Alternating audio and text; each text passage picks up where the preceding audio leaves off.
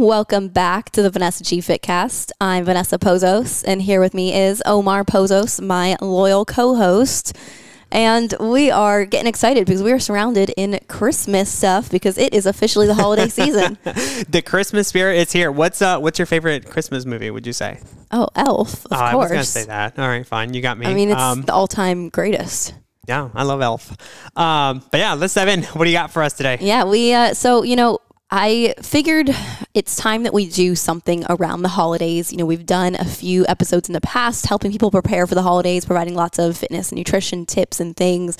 But, I was thinking about it, and a lot of people right now, especially coming out of Thanksgiving and Black Friday, I feel like everybody's getting bombarded with ads and things for all of the wellness gadgets, the fit tips, the tricks, all the things to stay healthy and fit and lean. And there's nothing wrong with any of that, but I feel like there's just so much of it already out there that when I actually came across a post by Tim Frie, who is essentially just a really smart guy in the more trauma-informed and functional medicine space, I really, really liked his post. And so I wanted to kind of steal some of his tips around the holidays and bring them to our listeners today. I love it. Yeah. Shout out to, what is it? Tim Frie, I guess. Tim Frie. When you mentioned, you were like, yeah, he's a really smart guy. I was like, oh, Tim Frie, I need to give him a follow. Yeah, look at that. He got some free advertising from us today. But, I don't want to just be talking only about fitness and nutrition on this podcast. Of course, that's a huge pillar of what we do to help people get results. But I think a lot of people are already being exposed to these just too much fitness and nutrition tips this time of year. And that tends to end up them going into, these unnecessary complex fitness programs or these just restrictive diets that really make them miserable through the holiday season are not a good choice. And so we wanted to tackle health from a different perspective on this episode. So this is going to be essentially 8 evidence-informed strategies. Again, these came from Tim Frie. I did not create these myself. Going to put a little bit of our own spin on it. But these are really all about how to support yourself, how to take care of yourself, how to really support your overall health internally and mental health-wise through the holiday season. Yeah, and I just want to say, Ness, I think it's super important for us to give people the space to be like, hey, this stuff is hard, and this season is always tough, and it's tough because obviously you have, Christmas and Thanksgiving, Halloween, all that stuff. But in addition to that, it's where people bring in all the baked cookies into the office, and you have a lot more treats during the weekends, and there's just all of these get-togethers and all that stuff. And I think you've mentioned this before, but a lot of what we do as people is it revolves around a food table, right? Or it revolves around a meal, and that's part of what we know as connecting with your family and hanging out with each other. But I think what's also important to remind ourselves of is we're always going to have these tough seasons. So we might as well learn how to do it now, because if we can learn how to do it now when there's all of these things going on, then we'll be able to do it forever, right? As opposed to, like you said, going into the fad diet and being restrictive along the way for 30, 60 days, only to come out on the other side, ready to go and eat whatever's in front of you, Absolutely. Yeah. Really, really great points, because the reality is we can work on our health year round. It just might look differently during different seasons. Right, exactly. And for some people, just even the idea of thinking about working out, thinking about tracking macros or paying attention to their nutrition is incredibly overwhelming this time of year. Right. But that does not mean that you can't do anything to support yourself, support your body, because as we know, a huge part of external results, which is what a lot of people are after. So if we want to lose weight, we want to tone up, we want to, look better in the mirror, it really does start with our internal health. So that's where I wanted to provide these types of 8 tips, because these are really things that essentially anybody can do. And you're probably going to find one within this that really resonates with you. They may not all resonate with you. They may not all be realistic for you and your lifestyle and your constraints, but I would challenge you today, as you listen to these 8 tips, find the one that you're like, yes, that is absolutely something I can do. I know that will benefit me, and I'm just going to focus on that one thing through the holiday season and celebrate myself for that. Ooh, I like that. Can I share what I pick at the end of the day or at the end of the episode? Absolutely. All right, I'm excited. All right, well, let's dive in. So tip number 1 is to build time cushions into your normal schedule. So this is that time of year where, especially if you drive to work, if you travel for holidays, like people are busy, traffic is heavier. Like I remember when we lived in Atlanta, this time of year was terrible. Atlanta traffic is the worst. Yeah. And it's just, everybody's trying to get more things done. We have holiday shopping. We have setting up all of our decorations. We have all of the different holiday parties. We have the Friendsgiving. We have the family Thanksgiving. We have all these different things going on. We never really had a lot of Friendsgivings, if we're being honest. We've been to like one in our life, but we never really had a ton of friends, if we're being honest. Our family are our friends. What was the one thing you said? You were like, well, the good thing there is like, it doesn't matter at the end of the day, they're family, so they always have to like us. Yeah, exactly. But the point is, people are just rushing around at like 2x speed right now, just like how Omar watches every single video in existence on 2x speed. That is how we all are. Is that weird? That's how I listen to my podcast, so you might as well listen to all the videos like that. If you are currently listening to this podcast at 2x speed, I just personally, I don't understand you, but Omar probably loves you. Yeah, absolutely. Efficiency. Yeah, but okay. Moving around this fast and just rushing and being stuck in traffic and being so busy all the time, like it is stressful. It is inherently going to be stressful on our body. It's going to raise our, essentially like our baseline level of stress throughout the year is going to be a higher baseline during the holiday season. It's just kind of typically a fact of the matter of just the way life is at this point in time. And when our stress levels are higher, especially when it's like our baseline of stress is higher, we probably don't even notice it as much. And the problem with that is now we don't even notice that we're just operating at this higher point of stress at this time of year. But that higher point of stress is very, very likely to trigger symptoms, especially in somebody maybe dealing with chronic or autoimmune type diseases. But even with anybody dealing with just simple hormonal imbalances or gut issues, you may notice your symptoms flare up this time of year. And it might not necessarily be anything you're specifically doing. It might just be that your baseline level of stress is higher due to the fact that you're doing more things, you're busier, and you're rushing around a little bit more. So that's where this tip of building time cushions into your normal schedule can be really, really helpful, because you're intentionally adding flexibility to your schedule. Yeah. You are giving yourself time to compensate for potentially being stuck in traffic, or potentially, having too much to do and running out of time, or just having these increased demands on yourself. You are creating the space to effectively show up, to effectively have some time for that buffer of like, okay, I finished my work projects, but rather than just cramming everything into my day, I added intentionally a little bit of buffer time into my schedule. So either I have that extra space to be like, okay, it's all right that I didn't get everything done, or I have that extra space to now just take a breath, rest, transition into the next thing I need to do, rather than just being go, go, go all day long. Yeah, sometimes for me, even just something as simple as like taking a deep breath and just being like if you're driving, do that with me. It just feels so good and calming. But for me, it triggers a lot of cravings. And that's where I'm like, all right, I know I'm stressed. I know I'm anxious. The stress triggers a lot of cravings? Yeah, absolutely. And that's where I'm like, I thought you were saying the deep breath triggers a lot of cravings. I was like, wait, what? That's really? A little weird. No, the anxiety, the stress, the running around, that's what triggers a lot of cravings. So when I go and take a deep breath, it just calms me. I'm like, oh, maybe I'm not, craving sugar. I'm not craving this. Maybe I'm just dehydrated, or maybe I just need to take a second for myself, kind of thing. Yeah. And so that's where number one, it doesn't even necessarily have to be like, I'm going to work on taking more breaths during the holidays. It can be simply that I am going to just add more space into my schedule, so that I have that space to be flexible and say, oh, here's some time, extra time now in my schedule where I can either rest, I can relax, I can do something to support my nervous system. And maybe it is just taking a few deep breaths, but you have to start by creating the space to do those things. Especially as a busy mom, or the busy ladies that are working 24/7, take a little bit of space for yourself. Yeah, absolutely. Well, let's move on to number 2, a pretty simple tip here, but this one can go a long way, and that is to stay hydrated. Now, I got my water right here. No free ads. Look at you. Look at you. Well, studies do show that it's estimated that 25 to 75% of U.S. Americans, adult Americans, are dehydrated or walking around just functioning dehydrated all the time. And I absolutely believe that to be true, because even just looking at the women who come in to work with us, I would say it is at least that 50%, probably closer to 75%, that are dehydrated when they come in to work with us. And that's why hydration is something that we work on early in our 90-day metabolic reset, because it makes a huge difference. Poor hydration, it can be associated with a decline in cognitive performance. It could be associated with more fatigue. It's even often really pinpointed as the number one cause for a lot of common complaints like gut issues, like brain fog, like pain in our body. So if you're dealing with just like aches and pains, sometimes all you really need to do is focus on your hydration, and that might start to clear up on its own. Yeah. So especially this time of year, you're probably, like we said, you're moving around at faster speeds. You're probably a little bit more stressed. You might notice a little bit more brain fog, a little bit more sluggishness, a little bit more just not feeling like your best, not operating at 100%.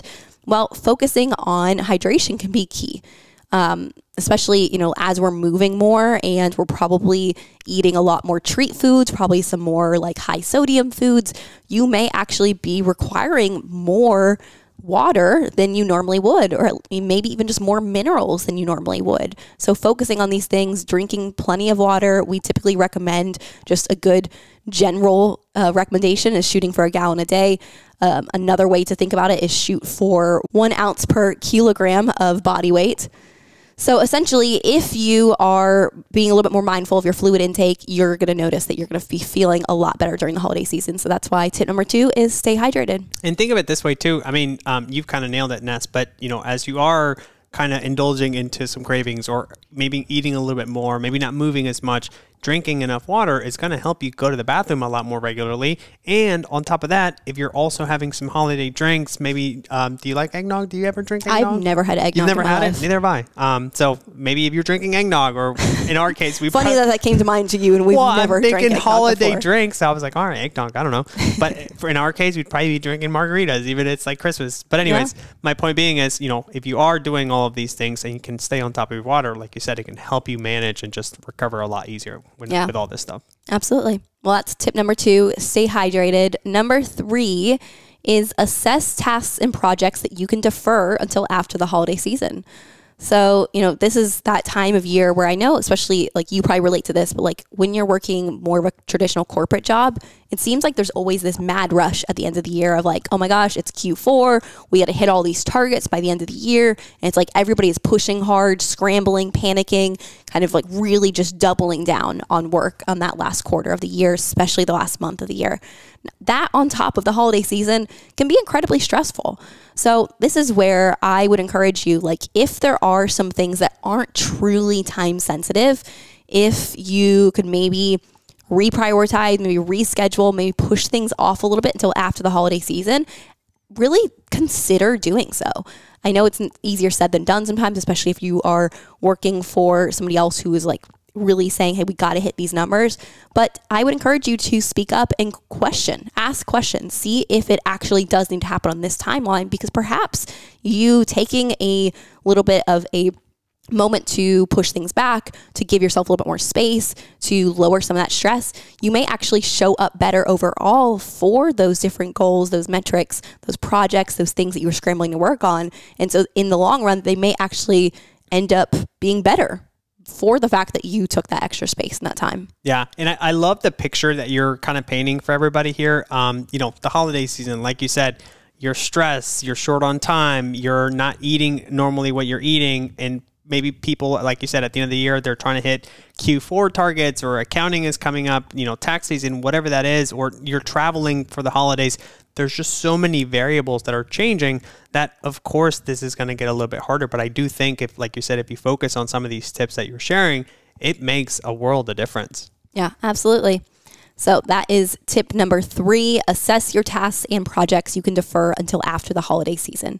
Tip number 4 is to unsubscribe from email newsletters and potentially unfollow social media accounts that you don't read or don't want to bring with you into next year. Except for Vanessa G. Fitcast. Yeah.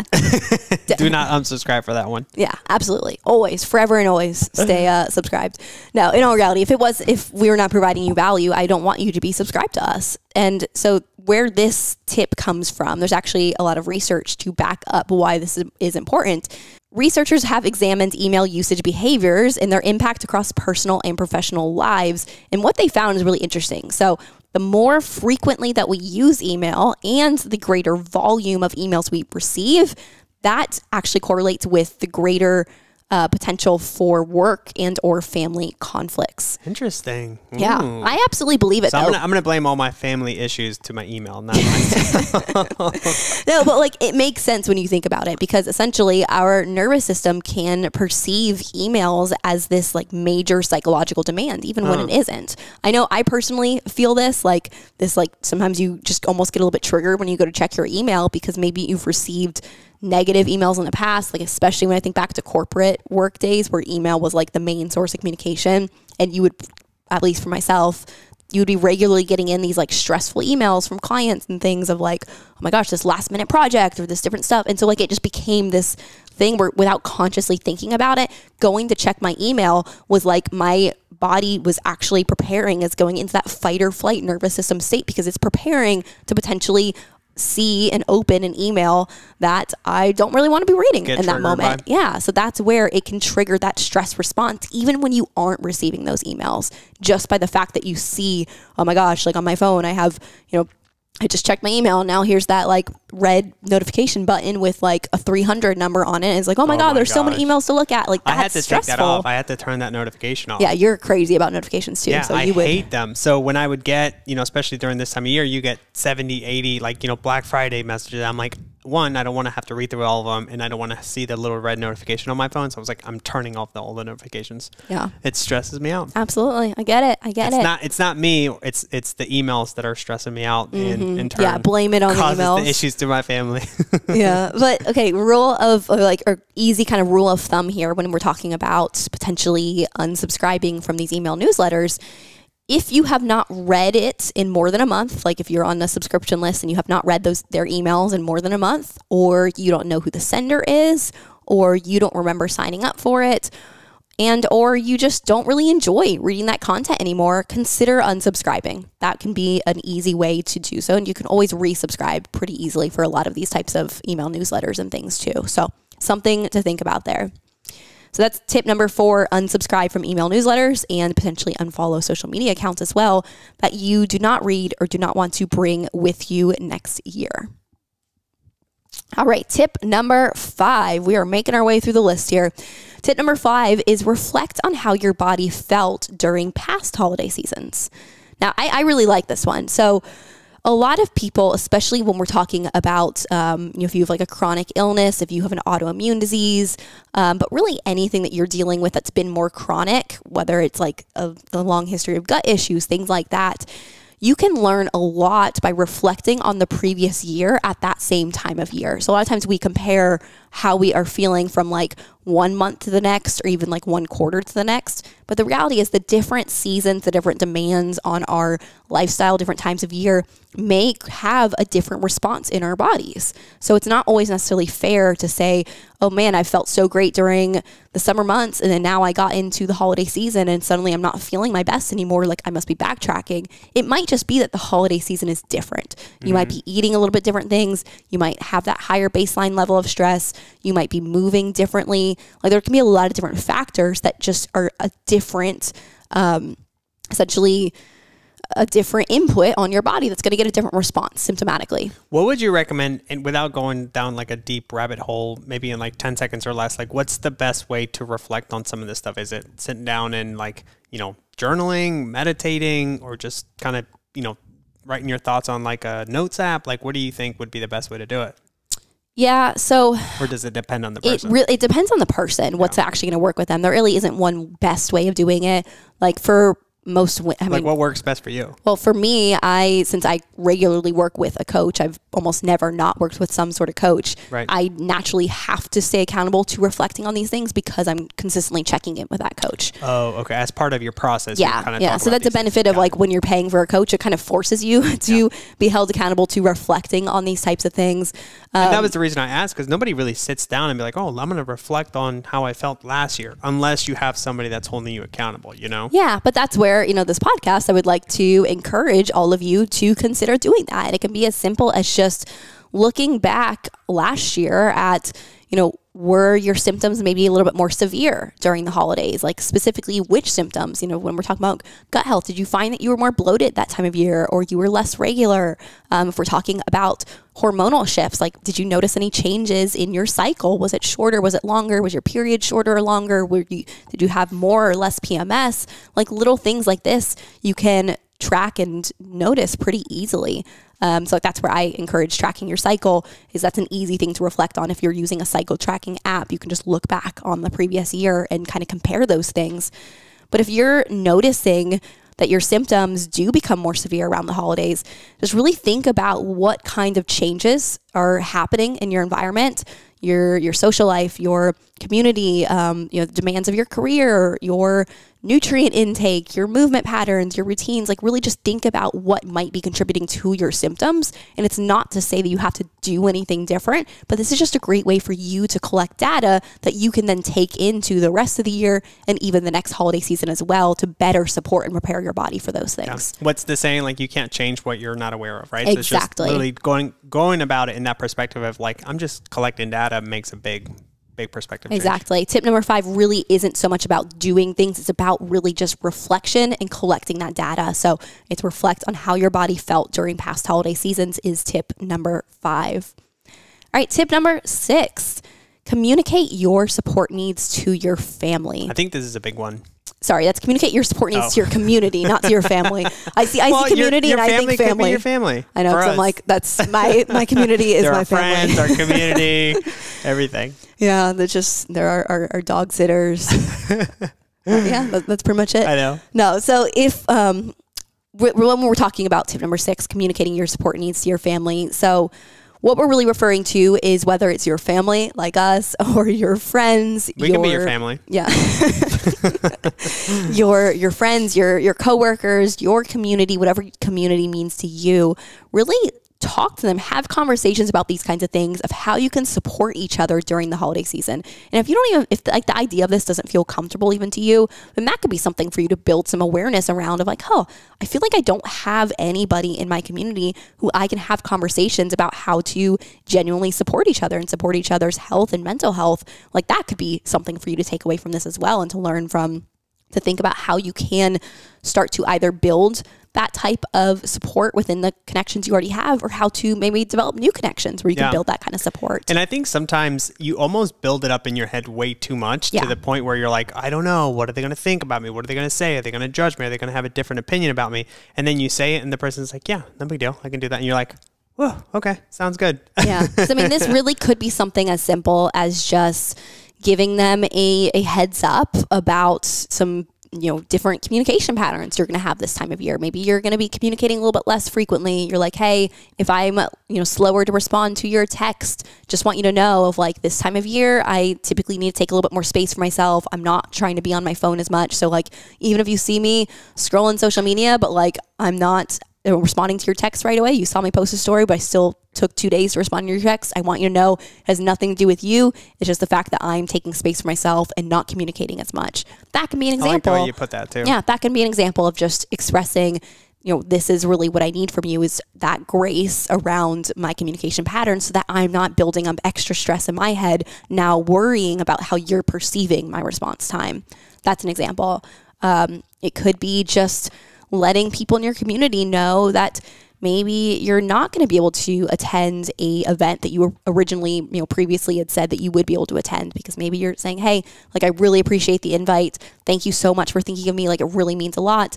Unfortunately, I've just decided that I have, too many too many things that I've said I would attend this season. And just with the demands of the holidays, I'm really deciding I need to take a step back and actually focus on myself this time of year. I'm smiling because I feel like that's us. And we're like, yeah, I just have way too much stuff going on. I just need this is us year round. I just need us, or I just need a weekend or a day to just literally sit back at home, order food, and just like decompress from the week. Yeah, absolutely.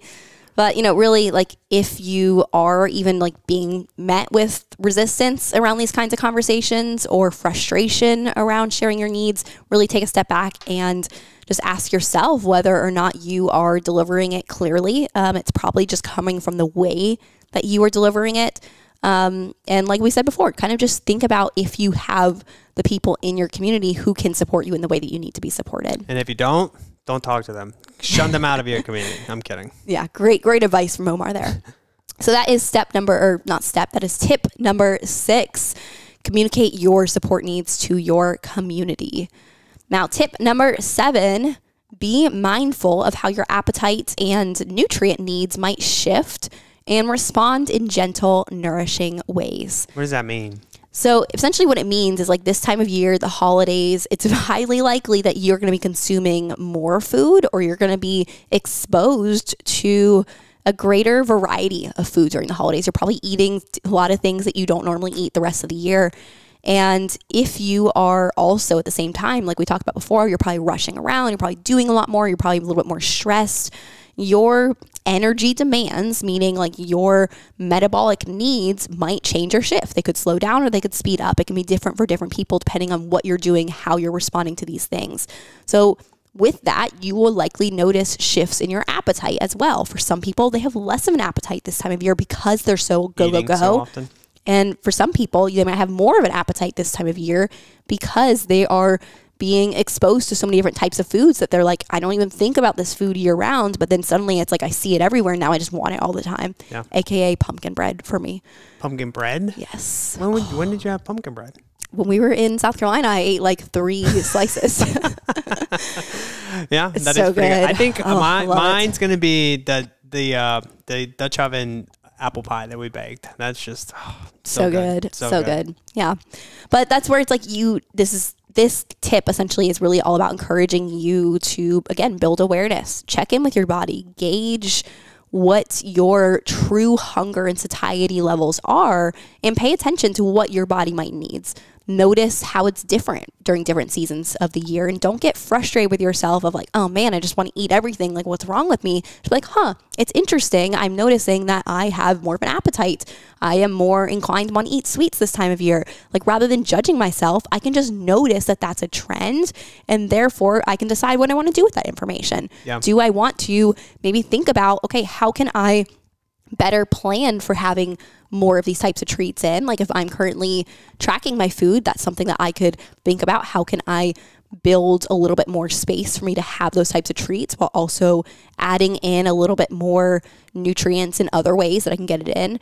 Or just in general, it's about noticing how your body is changing and responding this time of year, and noticing how your thoughts around those appetite changes are affecting you too, because you don't want to add unnecessary stress and again raise that baseline level of stress because you're beating yourself up for it. Exactly. Yeah. Awesome. Well, that takes us to tip number 8. We have made it. Last but not least. Yes. Tip number 8 for our holiday health strategies here is reserve time for media, people, places, spiritual practices, and activities that foster a sense of psychological safety for you. What's your activity that fosters psychological safety for you? Ooh, there's a lot of them, but I would say honestly, just like when getting to hang out with me. Well, I was going to say like kind of just like cuddling up on the couch with you. I love it. Cue the button. We don't have one of those noises yet. Yeah. I need to figure it out. Well, essentially, what this is talking about is we're talking about psychological safety here. It's such a concept that is not talked about enough. It is not appreciated enough because this idea of psychological safety, it is absolutely a prerequisite for health, growth, healing, recovery, and, body composition changes. It really does start in the mind. The mind absolutely affects your body. And if you are not feeling safe most of the time. And like that might show up in just how you act. It might show up in the behaviors you're taking because you're just like maybe taking faster behaviors than you're finding yourself like, oh my gosh, things are going crazy. I'm finding myself like getting into fights with people more, or I just feel more like tense and stressed most of the time. Like notice how that comes up for you in your body. But you might just say, oh, interesting. Like I think I'm realizing that I don't feel this sense of psychological safety right now. Maybe I'm visiting family more. Maybe you have some issues with your family and maybe that's a little bit hard for you to find that psychological safety. I think that's what people forget. There's so many moving parts when it comes to these holidays, like traveling, seeing people that you don't normally see, or maybe like seeing family members that like trigger you, or, you know, you don't get along with, or stuff like that. On top of, you know, like you said, you're busy, you've got a lot of things going on. There's just so many things that change that's what makes it so hard. Yeah, absolutely. So that's where this tip is all about, looking for the things that provide that psychological safety for you and looking at how you can schedule those things into your day-to-day. Like when we're talking about, you know, for me, like I was saying, of just sometimes just like sitting on the couch and cuddling up with you and having a good conversation, like that feels really safe for me. For somebody else, it might not be that way. It might be more something of like, babe, so how are they going to have conversation with? I'm kidding. I'm kidding. But it might be something as simple as like listening to your favorite song. Might be like watching a movie Mariah that feels. Carey? Yeah. All I Wish for Christmas Is You. Yeah. Yeah. I mean, honestly, I'm not disagreeing. That's definitely gives me some psychological safety.